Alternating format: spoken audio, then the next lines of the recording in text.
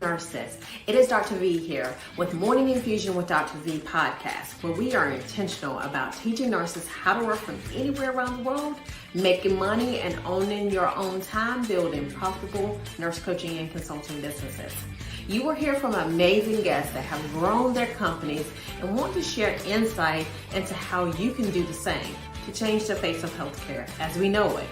If you want to grow your businesses and leverage your knowledge as a nurse, to grow wildly successful businesses at the top, instead of working your way to the top, head on over and join our Millionaire Nurse CEO group on Facebook, where you can ask questions and get updates on our live and virtual events to help you grow your businesses.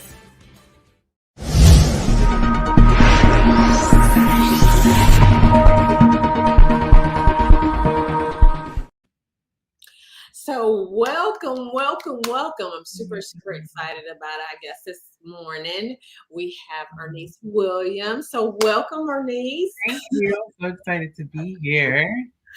So Irnise is very much a unicorn in our industry. Okay, so we'll talk about that. So first of all, tell us kind of who you are in your. Yeah. So I'm Irnise Williams. I have been a nurse for over 15 years. I've been a lawyer for half of that time. I went to law school 3 years into my career, which took another 3 years to finish. And then kind of really stayed in healthcare because I thought that's what I wanted to do. I wanted to change healthcare from within and worked in hospice, outpatient, the OR, anywhere that you could probably think of except like the ER and ICU. And then during the pandemic, I became a travel nurse trying to figure out like, okay, what do I want to do? How do I want to live the rest of my life, basically? And was like, wait, I need to use my law degree. I had started my law firm in 2017 doing medical malpractice and some healthcare business law. And I really enjoyed the business part of it. So when I relaunched, that was my focus. And I started working with nurses and nurse practitioners, mainly who are opening up healthcare businesses, helping them with their regulatory compliance and some of their business questions, pointing them in the right direction, making sure they have the appropriate resources because there's so much information out there and people were getting lost in that space. And so I've built tons of resources about documentation, about mitigating malpractice. And then, of course, now the business stuff. I focus a lot on data privacy tools and resources, and then helping coaches, consultants, and business owners make sure that they have all of their back end in place, whether it's contracts, templates, policies and procedures, things of that nature is kind of what I do on a daily basis. I love it because all those things, like you don't really think about all those things that you need. People come into business and they're thinking about their website and their logo and who they're going to serve and what problems they're going to solve. And you come in with all the necessary. Yeah. Contracts and data privacy is absolutely necessary for sure. Yes. And people will think like, oh, I don't need a contract. And every time when they run into an issue, you'll say, well, do you have a contract? We can take that. And they'll say, we never signed one. And you end up losing so much more than you can gain. I love it. Okay. So, we started out with finding out why did you go into nursing from the beginning? Let's start back in your baby years. Yeah. So I grew up with my grandparents who were always really sickly. And so I was like all at their doctor's appointments and in the hospital with them. And then the aides would come to our house. And so I was always surrounded like by healthcare professionals. There weren't any healthcare professionals in my family, but it was just like I loved what they did and how they cared for them. So I was like, oh, I'm going to be a nurse. And then I'm going to go to medical school once I finished that. And so that was kind of my dream. I knew that I wanted to be a nurse. And then I thought that I had a kind of a plan afterwards. And then I got into nursing school. I really loved nursing and my professors were unique. One of my professors worked in the community in like an HIV clinic, and he just talked about like community health. And then we had another professor who was really all about community health. And then I had another professor who just loved her psych career and had been in psych for years. And I'm like, wait, nursing isn't just this one, get a degree, go work at the bedside. There's so many options and opportunities, which I didn't feel that I knew. I thought nursing was just very singular, one-sided. And I just didn't know that there were so many opportunities and experiences there. So I'm like, well, I'll just stick with nursing versus going to medical school, getting into more debt, and really not knowing what to do after that. And so that's kind of how I started my career. I did an internship in the OR and ended up just transitioning there as a nurse and worked in like urology and trauma and transplant. And that was so exciting. Loved all of the energy behind, just caring for people in some of those very precarious situations. And so, yeah, that's kind of how everything started for me. But I quickly realized like I wanted to do something else a couple years in that integrated into nursing. And that's kind of why I decided to go to law school.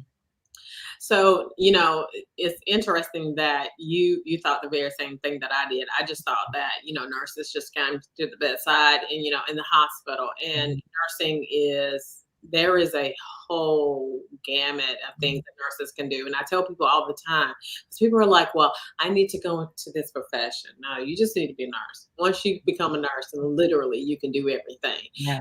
The basic, I think about the basis of Maslow's hierarchy, right? At the basis of Maslow's hierarchy is your physiological well-being. Yeah. And so if you can get that right, Mm-hmm. you can, reach self-actualization, which is a thing of the purpose that God has designed for you, for sure. Exactly. I love it. I love it. I love it. So now this is what I want, because this is super funny. Aviana said, hey, Aviana. So tell us now what happened that you were to go back to law school? Yeah, I feel like my generation of nurses were very quick to be like, I'm going to go become a nurse practitioner or I'm going to become a CRNA. So that was kind of that 2008 recession time where, nursing was a great, stable place to be, but like nursing programs were really promoting second degrees, right? I feel like there was so much advertisement for getting another degree or becoming a nurse practitioner or getting your master's in nursing. And so as most of my friends or the cohort that I started with in my residency, they were like, oh, I'm going to the ICU so I can become a CRNA.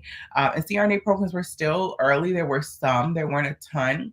So they were extremely competitive. I had already worked in the OR. I knew that I didn't want to be stuck in the OR for the rest of my life. And so I was like, well, what other degrees are out there? So when I moved from Baltimore back to DC, I worked in the pre-op PACU. And if you know anything about like pre-op PACU, it's like in the morning from 5 to probably noon, it is crazy busy. But then in the afternoon, it's kind of dead. So I spent hours researching what other options were out there. So I ran into like public policy degree or a public health or MPH. And I was like, well, that's interesting, but I didn't see a ton of jobs out there. And then when I kept researching, it was like, okay, well, you can be a lawyer and do public policy or advocacy or litigation and so it felt like nursing, like if I get this degree, then I'll have more options. I don't want to lock myself into one career or one option. And so I'm, thinking about going to law school. Again, I don't have a lot of lawyers in my family. And I really didn't have anyone to guide me. I just was kind of figuring it all out on my own. And then the Affordable Care Act, like that whole conversation was coming out. Living in DC, being in that political world where there's conversations about how things are happening and how policies are being made and impacting people. And then I had a patient who had his PhD. He was a principal, lost his job, didn't have health insurance, wasn't feeling well, went to a free clinic and found out that he was a diabetic. But he said they treated him so bad that he just left. He didn't take his insulin. He didn't take his medication. He didn't learn how to take his blood sugar. And he got like a small nick on his leg that turned into a huge wound and needed an amputation. He was in his mid 30s. By that time, he was a principal at a new job. He was using a wheelchair at the time because he couldn't walk, and he was preparing for surgery. He was so positive and so optimistic. And he said, it is my responsibility, to have taken care of my health. But it was like the way that I was treated made me never want to walk into a healthcare setting again. They made me feel so bad about being without health insurance. And I'm like, I'm educated. And he was like, how did they treat other people who needed free care? And that just really stuck with me. And I was like, let me finish my application, go to law school, because it's so much bigger than what we think. Like we're saying like, yes, people need coverage and healthcare, but like the implicit bias, like we weren't talking about that 15 years ago as much, right? The whole DEI, we weren't talking about that, but that impact was real. And I was seeing it every single day in a population. So in DC, a lot of people may not have education, but they have good jobs, right? They started working for the government at 18 and they were 45, 50, being able to retire with a full pension. And they were so sick. And I'm like, how? They couldn't go back to their homes because there are too many stairs, and they also didn't want to go to a rehab center. And so they were stuck sometimes in this like limbo. And I'm like, how can a place as big and amazing as DC, in the middle, in the heart of our country, have people who are so sick and underserved when we have access to all this information, things like that. So, I was really motivated to go to law school and to work in healthcare law, but then I get to law school. And again, it's that like, whoa, there's so many other things out there.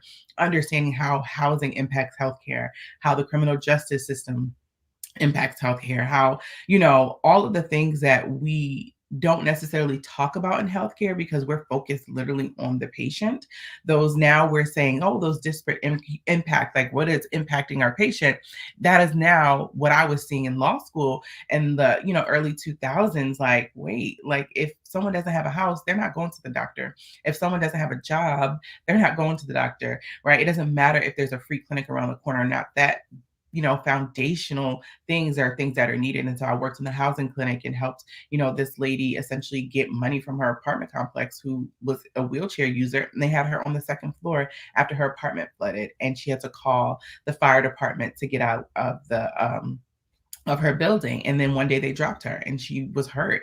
And so, it's like when you think about how our world works, there's all of these different moving parts.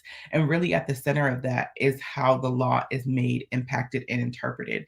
And if you don't have people who can help other non-legal lawyers and people who don't work in the industry understand how it's impacting them, it doesn't help, right? We can't teach people how politics work, how policy works, how you advocate, how you can create change, then we're stuck with the same outcomes every single day. And so that's kind of how I decided to like get into law school and ended up staying in healthcare, because I understand that it's still super foundational, but I also understand like how everything else impacts healthcare. And I don't have this singular focus of like healthcare is the only way that we get people better. Like we have to also integrate so many other things as well.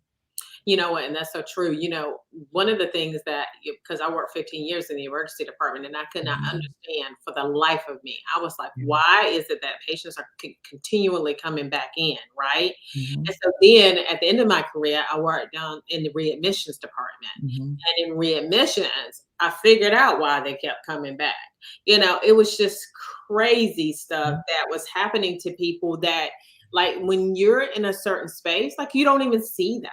You Mhm. don't even see that they're underprivileged. They don't have the resources that they need. They're Mhm. not educated enough to even, like the young man that you were talking about, right? The Mhm. one with the PhD, right? He understands it. But Mhm. because he was treated so badly, because he didn't have health care, right? He was like, I don't even trust the healthcare system, Mhm. right? And Mhm. how we treat patients at the bedside is super, super important. And Yeah. so I love how you said, because you said that you were trying to affect healthcare from within, but then that wasn't working. Yeah, like, I think organizations have good ideas, but the bureaucracy and the politics and the red tape really slows down progress, right? You can have innovation and innovative departments and roles that we're saying we're moving forward. We have all this technology, we have all the things, but we're still practicing in an antiquated way, which isn't impacting our patients. If we aren't taking care of our patients from a holistic perspective, even if we aren't the people who can do the service, if we're saying, okay, our patient can't take this medication because they drive a school bus or the MARTA, or they work for the post office, how can we help them or find a medication that works for them, their lifestyle, their schedule? You're just giving people whatever is prescribed, or whatever they should start with, knowing that they're not going to take it because they don't have a bathroom to access to take a LASIK, water pill all day long. Just all those different kind of things, and like really trying to meet people's needs. Like if people are really struggling with their medication, let's address why they're struggling with their taking their medication and figure out what other lifestyle changes they can make to see if we can get them off that medication. Like having those bigger conversations. And it's just like I worked in every different setting, federally qualified healthcare centers, in the hospital, in the community, and people were just like, no, this is how we do it, right? This is how we do it. And I'm just like, that's crazy. Like that is crazy to me, to really sit there and continue to spin our wheels, have the same outcomes and not do anything different. And so, yeah, like I just kind of finally hit that brick wall. And I was just like, okay, why do I continue to struggle to do something that is not working when I can just kind of come outside of the traditional healthcare system and really get into the world of innovation and business where people are doing things their way and are impacting change in a way that's completely different. And now I see like there are way more people who are interested in holistic care and wellness and preventative care and doing that in a way that's beneficial to their community. And that's where the support is kind of needed. I love it. I love it. I love it. Mhm. So we're going to go to commercial and then we're going to talk Mhm. about you transitioning Mhm. from nursing to being a lawyer and how you help your clients at I this. love it. All right. Our live event is going down twice a year in Rocky Mount, North Carolina, called the Millionaire Nurse CEO Conference. We will be covering the blueprint and master plan to grow a wealthy and flourishing company. We love that you listen to the podcast, but we want you in the room. We will be sharing insights on marketing and sales strategies so that you are able to create more impact and make more money, creating more freedom so that you can do the things that you love. So join us for the nursing event of the century. Go to vpnursing.com to sign up for this life-changing event.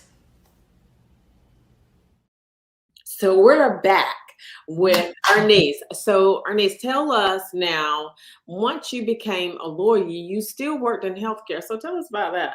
Yeah, so I finished law school in 2014. I didn't pass the bar the first time. Ooh, talk about stress.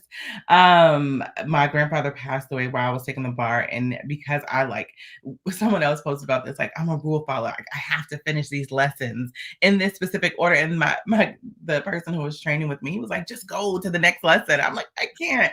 And kind of just really got stressed out in the process. So I was like, oh, I don't want to do that anymore. I'm just gonna stay as a nurse.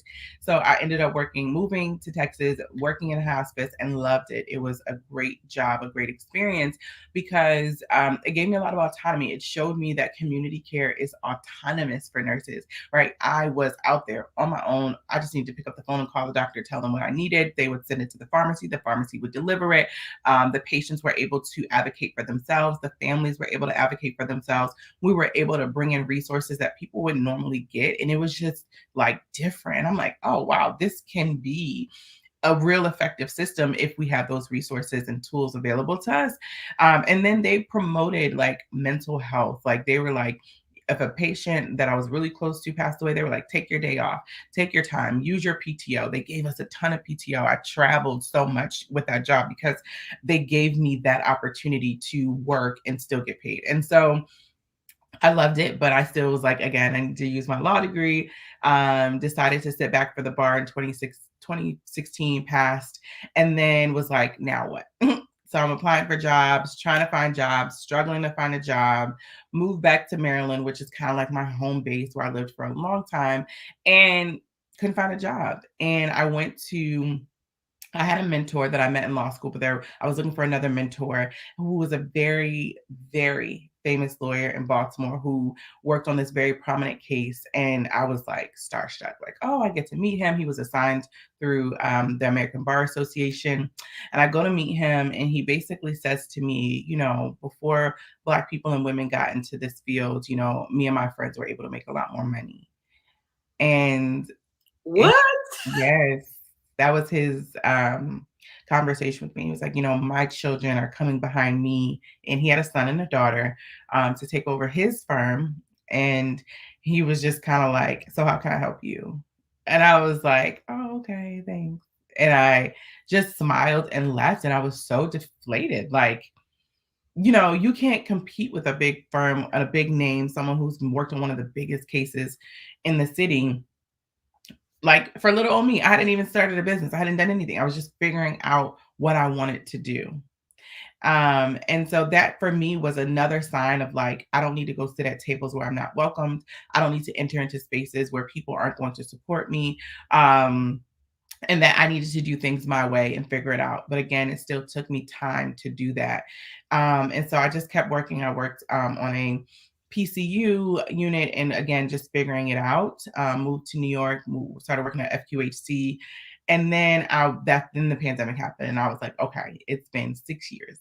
Like, what are you doing, girl? Like, and my husband was like, this law degree, this debt, these student loans, like, what's going on? And so that's when I kind of was like, okay, I am going to just relaunch my firm and I'm just going to figure it out along the way. Like, I think for me, when you are super type A, you are a rule follower, you want someone to tell you what to do. Like, what should I do next? And when I talked to other lawyers, they were like, I do a little of this, I do a little of that, I figure this out. And I'm like, what? Like, that's crazy. But that's how it started. So when I started teaching about documentation and nursing education and resources and tools, it was like, okay, I'm just trying to build up to what it is that I really, really want to do. And so as I transitioned into more business and business law, regulatory and compliance, people were like, oh, who are you? Like, where did you come from? Like, I've never heard of a nurse who's a lawyer. So all of that kind of began to come together and help me build my brand. And then I started working with companies like healthcare tech companies and startup companies that are like, oh, you're perfect. Like, I need someone who has that nursing background and experience. And as well as that legal experience, which I've never heard before, right? Where people were saying, oh, we don't know what to do with you. Or, I applied for the federal government. They were like, why would a nurse become a lawyer? Like, things like that. But now I'm in this space where people are like, oh, you're perfect. This is exactly what we need. And so that's what I really hope people understand. Like, when you are struggling to fit into a space that you shouldn't be in the first place, right? Like, I shouldn't have stayed in healthcare for so long, but I kept squeezing myself into this space. You're going to feel uncomfortable and it's going to feel wrong. But when you're in the space of where you're supposed to be, where you can use your skills and your talents and really grow and develop and become who you want to become, the opportunities are going to flow to you in a way that it would have never come to you before, right? Of course, I could always get a job. I could always make money, but it wasn't fulfilling me. It wasn't making me happy. And so now in my law firm, I'm so happy. I have flexibility.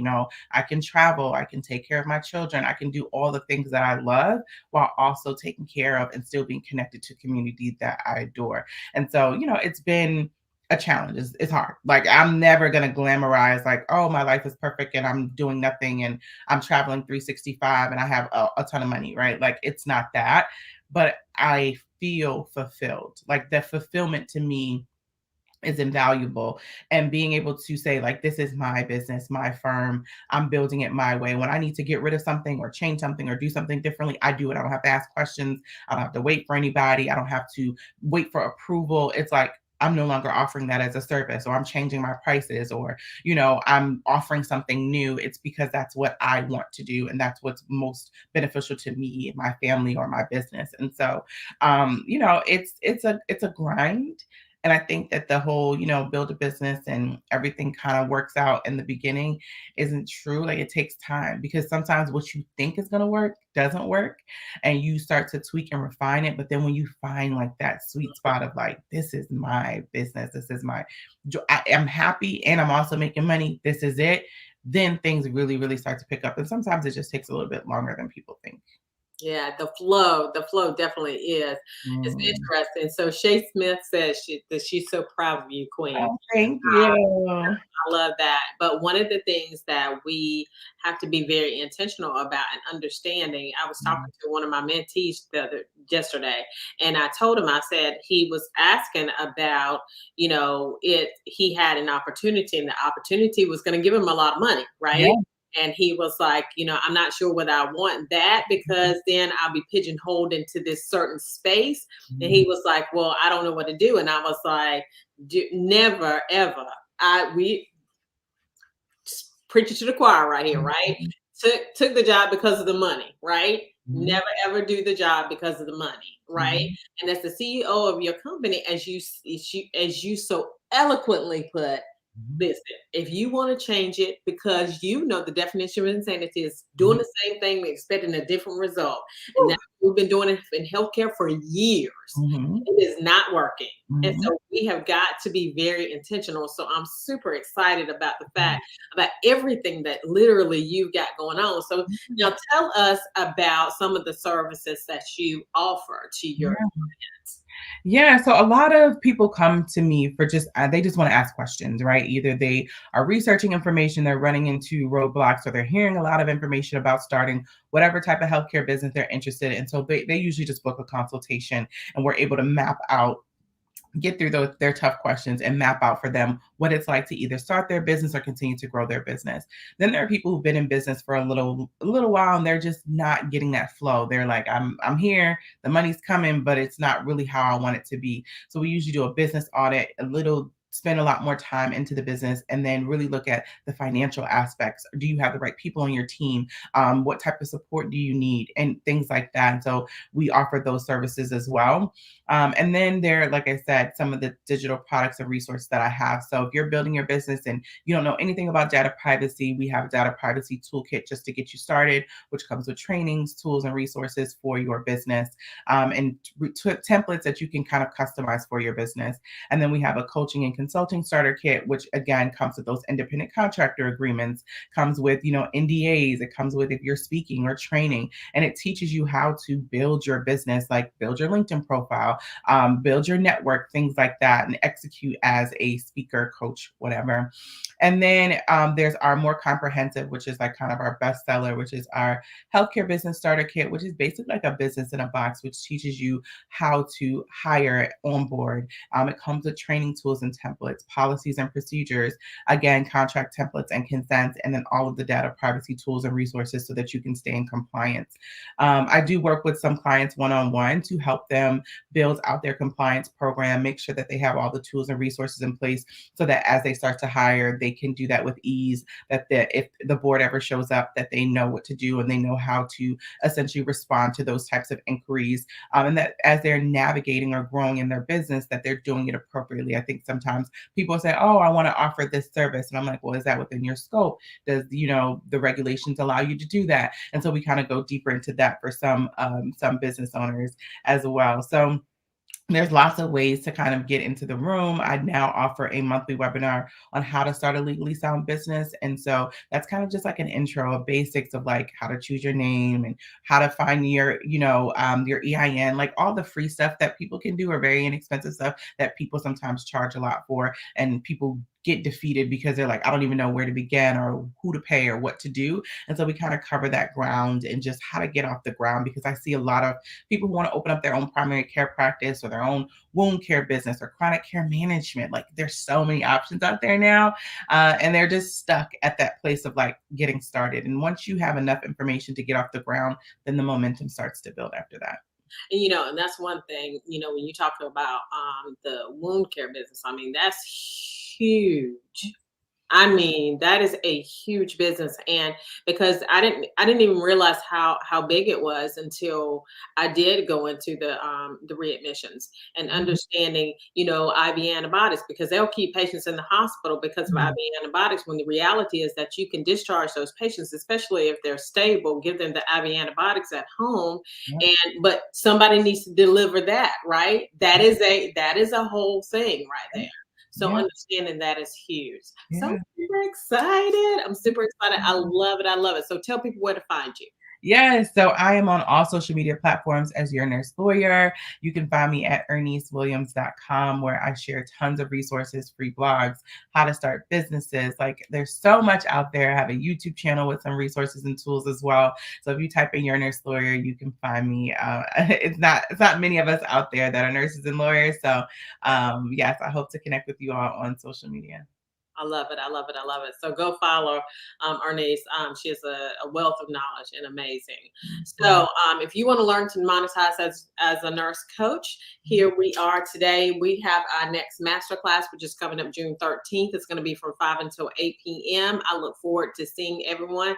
That is a free masterclass. We also have our Millionaire Nurse CEO conference that's coming up August 25th and 26th. And so we look forward to having you in the room. Like, share, and comment on this podcast. Tell us what you like, tell us what you don't like, and we will talk to you guys later.